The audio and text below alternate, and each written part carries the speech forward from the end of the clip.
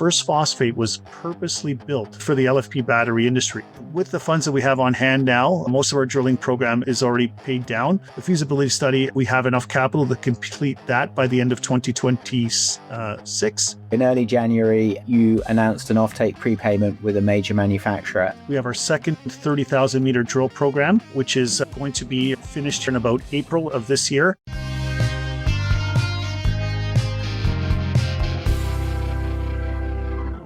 Welcome back to Rockstock Channel. It is Thursday, January 15th, and today we're doing a follow-up interview with John Passalacqua, CEO of First Phosphate, following our initial conversation back in December. For viewers who may be new to the story, First Phosphate is a Quebec-focused critical minerals developer advancing a vertically integrated phosphate supply chain specifically aimed at lithium iron phosphate, LFP, batteries, energy storage, and electrification. The company trades on the Canadian Stock Exchange, ticker symbol PHOS, at around 95 cents today and 143 million Canadian market cap. As of the most recent disclosures, the company had about 24 million in cash, having raised late in 2024 approximately $10 million at 90 cents per share, with a half warrant at $1.25. When we spoke with John in December, we focused on the geological quality of the Quebec assets, the rationale for phosphate as a battery material, not fertilizer, and the long-term opportunity around LFP cathodes outside of China. Since then, several tangible milestones have been achieved. In early January, the company announced a payment tied to an offtake arrangement with an established counterparty. Operationally, drilling is scheduled to complete by April, with the results expected to support a 10 to 20% resource upgrade, and the company continues to target a feasibility study by the end of 2026. At the same time, the broader LFP narrative has accelerated. Energy storage demand continues to surprise to the upside, and the market is slowly waking up to the fact that phosphate represents roughly 60% of LFP cathode mass. Yet it remains one of the least understood parts of the battery supply chain. My partner, Matt Fernley, is here to dig in today with some questions setting the stage for 2026. What's changed, what's been delivered, and what the next few quarters need to prove, both technically and strategically. To learn more about the company, visit firstphosphate.com, and you can follow them on X and LinkedIn at First Phosphate. As always, a quick disclaimer before we begin. RK Equity is a strategic advisor to First Phosphate and holds equity interests in the company. We are not financial advisors. This discussion is for informational purposes only, and nothing you hear should be considered financial advice. Please do your own research and read the disclaimer at the end of this video. I'd also like to thank our two sponsors, Lithium Royalty Corp and USCF Investments. In December 2025, Lithium Royalty Corp agreed to be acquired by Altius Minerals, a diversified royalty company based out of St. John's, Canada. Altius seeks to create value via a diversified royalty asset portfolio, including copper, iron ore, and other materials. Lithium Royalty Corp also recently acquired a 1.5% revenue royalty on the Goulamina project in Africa that is owned and operated by Ganfeng Lithium. USCF Investments is a pioneer in commodity ETFs for nearly 20 years. Their 15 funds include single commodity exposure, broad diversification with SDCI, and themes like ZSB for battery metals and USG for gold with income. To find out more, watch our inaugural episode with their CEO, John Love, and visit uscfinvestments.com. And with that, welcome back, John. I'll hand it over here to Matt to do a deeper dive. Thanks, Howard. John, good to see you. Happy New Year. Hopefully a very successful year for First Phosphate. Yeah, thank you. And when we spoke in December, it was very much a sort of explain the story kind of video. 3 months later, do you think that the market perception of phosphate and LFP has changed at all, or is it still a work in progress? Yeah, thank you for that, Matt. I think the investors are starting to realize that, before LFP was a good to have, it was something that was coming. And now they realize that it's an absolute necessity and that it's a leading chemistry and that everything is geared towards LFP, especially for the lithium industry, right? If the lithium industry is truly able to break out and to seek the opportunities that it needs in North America, it's going to be through LFP technology, because all of the basic demand that is coming for lithium and for LFP is really through energy storage and data centers and robotics. So LFP is the key. In the beginning, when lithium investors were all looking at who had the biggest reserves, that was a big thing. And then next was, who could get to carbonate or hydroxide. But the next big thing is who can get to LFP, right? Because now you can have carbonate, but the carbonate is locked unless you can get into the LFP battery supply chains that then plug into these massive, massive industries that are here now and are coming in the future. And they're here now, but they're here now, and they are sort of supplied by China, but they need to be localized. And for there to be localized LFP cathode active material production facility that can take in the lithium, can take in the phosphate, and can make that into LFP cathode active material. Okay. As Harold referred to in his intro, in early January, you announced an offtake prepayment with a major manufacturer. Can you walk us through that agreement and just what it means for the project? Yeah, thank you for that, Matt. So basically, it was an existing off-taker that we already have, but I think this shows that they're real, right? As you know, there's a lot of off-take agreements out there in many of these critical minerals, a lot of them in lithium as well. But, to see somebody actually come in and put down a prepayment shows that they're real. That's meant to show to us that they're real. That's meant to show to the governments that they're real. And it really helps us to advance towards, feasibility and bankability, knowing that there's a strong off-taker in the wings. Okay, that makes sense. So can you just tell us what the main catalysts are for the company and what you'll be looking to deliver to the market in the next 6 to 12 months or so? Yeah, so the most important thing, obviously, for us for this year, and we've got all of the bowling pins internally aligned towards that, is really producing our feasibility study. We're expected to produce the feasibility study by 2026. And that, of course, is pending our drilling program. We have our second 30,000 meter drill program, which is going to be finished here in about April of this year. It was started in October of last year. Pending everything going correctly with that and the board making the decision, the company will then be able to move into the feasibility study, which will have a targeted completion date of December of 2026. Okay. So that's going to be a major deliverable and something that really is going to help us to help the market to understand the project a lot better. Okay, that's great. I like to sort of drill into the company now in a little bit more detail and maybe pick up some specific issues. When we talked last time, you talked about First Phosphate specific igneous phosphate endowment, which is much purer than sedimentary phosphate, which in turn makes it much more suitable for LFP manufacture. Obviously, there are different types of igneous phosphate. So could you maybe just walk us through the difference between anorthosite, which I think is your ore body, carbonatite ores, and maybe just sort of give a comparison between those and sedimentary ore bodies? Yeah, basically. So when we're talking about the igneous ore bodies, there's really two main differentiations. There are the carbonatites, which are 4% of the world's phosphate reserves. And then there are the anorthosites, which are just 1%. The anorthosites are predominantly found in the Saguenay-Lac-Saint-Jean region of Quebec, and they are the purest on Earth. And the highest quality that they have is that they're very easily separatable. The elements that are found inside can be easily separated through magnetic separation and flotation. For instance, first we pull out the magnetite stream, the ilmenite stream, and then we're left with a phosphate and silicate stream, and we simply float the phosphate, and we get up to about a 92% recovery. The other igneous ore bodies in the world are carbonatites. They're about 4% of the world's phosphate. The carbonatites have sometimes a little bit more complicated chemistry. They have very different chemistries. A lot of them have rare earths in them, and sometimes they're a little bit more difficult to separate. So while they're great high purity deposits, sometimes they can't be separated, and they just go into making ultra pure fertilizer.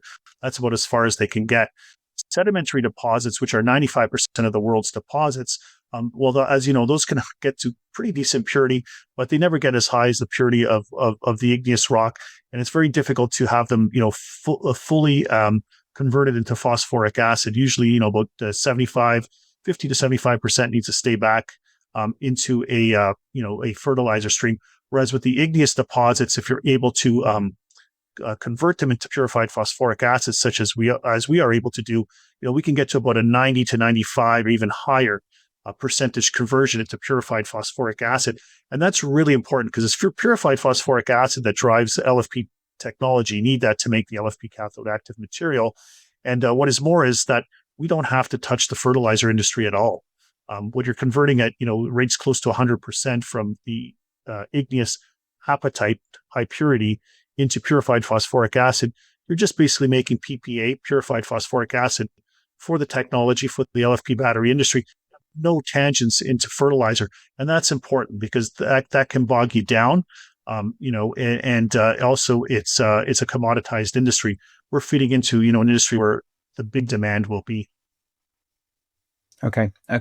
And I mean, it's interesting that you mention the fertilizer industry there, because when I look at other listed phosphate players in the market, there are a lot of companies that are sort of oriented more towards the fertilizer space. So, how is First Phosphate differentiated from them? Yeah, so if you look at what's out there, I would say that all of the other phosphate companies that are listed on exchanges, even ones that are private, they're basically fundamentally built for the fertilizer industry. They might be trying to, get some excess capacity and try to get into the LFP battery space. And it's also, a good story and a good narrative. But you got to understand, First Phosphate was fundamentally built specifically for the LFP battery industry. We went after the highest purity ore body that we could find in Saguenay-Lac-Saint-Jean, Quebec, closest to infrastructure. And we basically purposely built our entire project built around LFP battery, starting from the mine all the way downstream to the entire supply chain.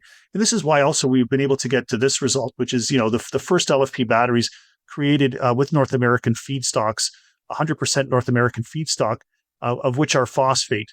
And because that's what we aim to go from mine all the way to market. So we kind of do, if you will, what fertilizer companies do for fertilizer. They start with phosphate rock and they get you to a bag of fertilizer. We're sort of doing the same thing, starting from phosphate rock, the highest purity, and getting to a bag of cathode active material, which then will end up in these things. Okay. So very, very focused. And I mean, you've basically gone out at the beginning to build an LFP supply chain company rather than a fertilizer company that can dabble in LFP. Yeah, exactly. That's been the focus from the beginning because we didn't see any other company doing it out there. We saw, a plethora of companies in the lithium space, which we think is great. But we knew that you can't unlock all that lithium eventually because we knew that we thought correctly that LFP technology would become the dominant technology, which it is now, and we see it, staying like that for the next several decades. So we thought, if you're going to need a specific phosphate producer that is able to, get that LFP battery supply chain localized here in North America, which will then allow all the lithium to be unlocked. Otherwise, even all the lithium fundamentally remains trapped as far as North America goes, unless it's got the phosphate to get to LFP. Otherwise, we're looking at, sending our lithium over to China, and that's a very unpopular thing right now, as you know. Yeah, I think we all know that. Okay, so let's talk about the LFP supply chain in the West. Can you sort of benchmark how much LFP output there is in China currently, and how does that compare with the current Western supply chain? Yeah, so the numbers are fuzzy in China. They're hard to get to. From what we're able to understand, and this is really, a really widespread, it seems like there's about 1 million to 2 million tons per annum right now of LFP cathode active material being produced in China. In order to produce that, about 1 million to 2 million tons of LFP cathode active material, it also means that, approximately 1 million to 2 million tons of iron phosphate are also being produced. If you look at what's projected to grow, that's looking to grow to 2 to 5 million tons, and those are really wide ranges, and that's by 2030. As you know, all of that material is sort of internalized into final products, end products, mostly energy storage products, which are then being shipped to North America. So there's currently no local production of iron phosphate or lithium iron phosphate cathode active material in North America. However, there's a tremendous amount of products with iron phosphate and lithium iron phosphate being used and deployed in North America and Europe, all around the world. But most of those come from China. and all of the governments and all the manufacturers are trying to localize that. But fundamentally, until we don't have domestic production of FP, iron phosphate, and lithium iron phosphate, we'll continue to have to buy those end products from China. And this is, just so you know, it's one of the major exports from China. I think it ranks within their top 3 exports is LFP related technologies. I think you'll note as well when there was that spat between China and the US, and China came back and threatened 3 things. I mean, nobody listens by the time you get to the third, but the first thing that was mentioned was critical minerals. They were going to cut off those supply chains. And then it was, microchips. And then third, they said specifically LFP battery technology. So they kind of just told us what's most important to them, even though the administrations realized that it was that important to them. So, thank you for telling us what is your Achilles heel. Yeah. Okay. So that's fascinating. Can you just, what's under development and construction in the West that you're aware of? So it's very interesting. As you know, there were a lot of projects that were earmarked or geared towards lithium-ion batteries for, in the nickel, manganese, cobalt chemistry. And if you look at the number of announced, and those were, there for the past 3 to 5 years, and there was a big lull in the lithium space. And it seems like what's resurrected the lithium is now that NMC technology is sort of going away, and or not going away, but getting into specific uses. But now everyone's converting those facilities in the West to lithium iron phosphate facilities. Okay, so basically, they're now saying these facilities that we had that we're going to work on an MC, we're now moving into LFP. But the question is, when they say that, for the most part, they are starting by, building battery packs, LFP battery packs in the West, but they're importing the battery cells to do that from China. Some of these manufacturers, but a very small fraction, are now saying that they're making their own battery cells in North America. So that means they're making battery cells, but the LFP cathode active material for those battery cells is still in large part, if not 100%, coming from China.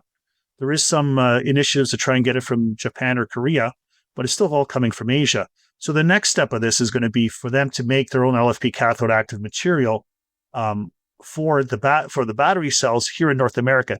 And that's going to be a massive boom for some of these lithium producers that are able to get into carbonate immediately, and also for us with the phosphate.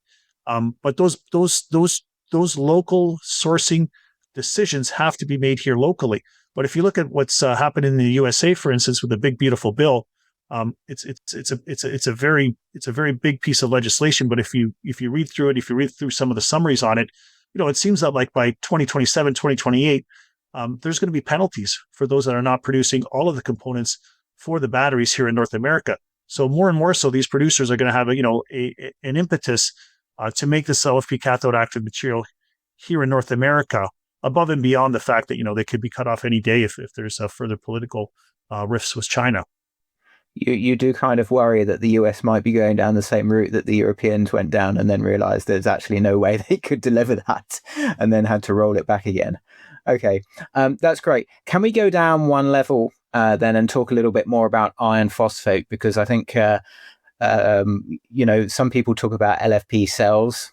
Very few people talk about LFP cathode, and then a fraction of a tiny amount of people talk about iron phosphate. So what does the supply chain look like in iron phosphate? Yeah, so the iron phosphate, that's a great question, by the way, Matt. So basically, the iron phosphate supply chain is similar to that of the lithium iron phosphate supply chain. It's mostly concentrated in Asia and above all in China. So when you're making LFP batteries, you need lithium, but then you need, iron and phosphate, but iron and phosphate usually come together in terms of a precursor, but that precursor needs to be fabricated. If you see some comments from Elon Musk not so long ago, he talked about, iron phosphate being, plentiful and being throughout the planet. It does exist on its own, but you can't use that. It's all got to be processed. So you specifically need to take iron and phosphate, which is phosphoric acid, and you may need to make iron phosphate. And then with iron phosphate and lithium carbonate, generally, you make LFP cathode active material. There are some processes where they like to take the iron and the purified phosphoric acid and the lithium and it's called like a one pot method, and put it all in together and make it that way. But that's not really what's being done in China. About 95 to 99% is still the traditional process where you're using an iron phosphate precursor. They're experimenting with this one pot process, and there's a few processes in the West that are experimenting with this one pot process, but it is by far not implemented. It's still in the R&D stages. And the only thing that's worked, over the last 20 years has been this precursor method for making LFP. So iron phosphate, very important in that precursor method. And all of that iron phosphate is pretty much being, generated out of China. And just so you know, there's a big problem in China as well, because a lot of this iron phosphate that's being made in China is cutting into the fertilizer industry. They don't have these wonderful pure igneous phosphate deposits. They have sedimentary phosphate deposits. So a lot of the purified phosphoric acid is made on the back of sedimentary rock in a very polluting fashion, which is, a sort of a thermal cracking process, because they're not able to attain the purities unless they go by that route. So, sometimes you have to ask yourself, what are we doing these batteries for? Like, are we doing it to clean up the planet, or are we creating a mess in creating these batteries themselves? So it's really important, the igneous phosphate rock that we have, because it creates the purified phosphoric acid in clean fashion. And then that's able to go into making, very clean iron phosphate, and to making LFP batteries, which are supposed to clean up the planet. So I guess in saying all that, I think the conclusion is that even in China, there's going to be big stress on iron phosphate, because there simply isn't the resources to do it. And there's a big cut in with fertilizer. And now, all exports of phosphate in China have been banned for these reasons. Okay. And you've actually do have iron in your ore body, don't you? We do have iron in our ore body. Like I said, to get to the phosphate, we need to separate out the iron, and we need to separate out the ilmenite, and then we're left with the phosphate. And in fact, the iron that went into making these LFP battery cells, into making the iron, came from our property. GK and Hoganus, the world's largest atomizer of steel powder, took some of the magnetite from our property, mixed it into their scrap metal process, and made the iron powder that then went into being fused with the phosphate to make iron phosphate. Okay, cool. So lots and lots of excitement in lithium pricing recently. And a lot of that's come about because of the takeoff in energy storage shipments, installations. And obviously that is a technology which is very heavy in LFP. Are you getting the impression now, and I think you've talked a little bit about the industry, but are you getting the impression that Western governments are starting to take the development of the LFP supply chain seriously at this stage? Yeah, look, Western governments are always behind 3 to 5 years, and a lot of them are still talking nickel, manganese, cobalt batteries to us, and don't even realize that phosphate is, very important in LFP batteries. So, maybe 3 years from now, 5 years from now, they might realize, some of them, how important it is, and sort of jab at them. But it is the truth. I won't mention any governments in particular, but I think, however, that yes, a lot of the more enlightened bureaucrats and those working in the government and those who actually follow probably the battery industry, yes, they realize the importance of phosphate. If you look, phosphate has become a strategic mineral in Quebec. It's become a strategic mineral in Canada. And even the US now has it down as a strategic mineral. And it already was in Europe, like Korea. Yes, they're starting to get there. Those are in motion. It's very important. The one said earlier was, everyone's getting all excited about lithium prices. Everyone's getting excited about lithium prices in China, right? But they have to realize we want to be able to have those lithium prices supported in the West. We need to be able to create our own batteries from that lithium.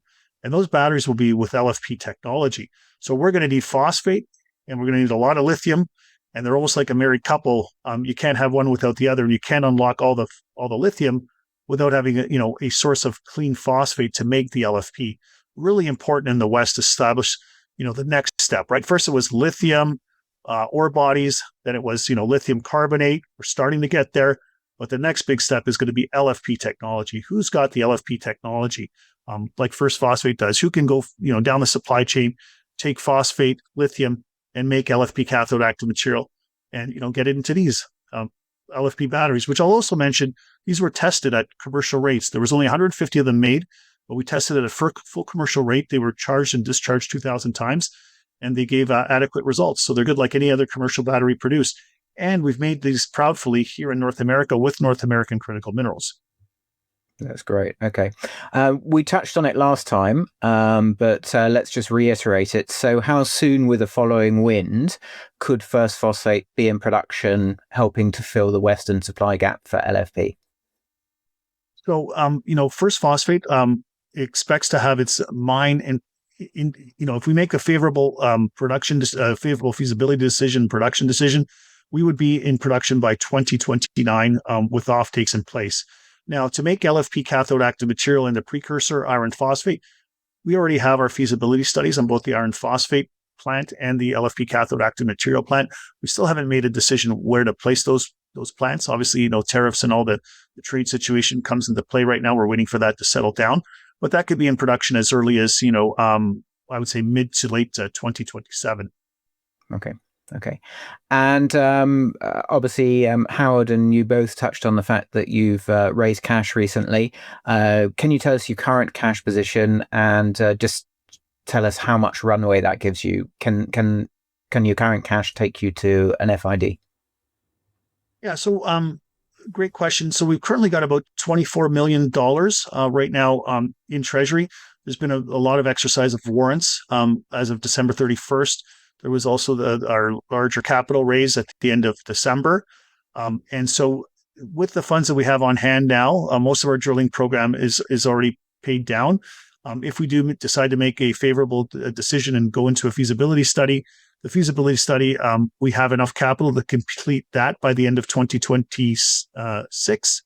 And then also to get into permitting, which then gets us into, obviously making a final investment decision. So we're quite capitalized to get all the way to that non-dilutive capital. Brilliant. Okay, that's great. Over to you, Howard.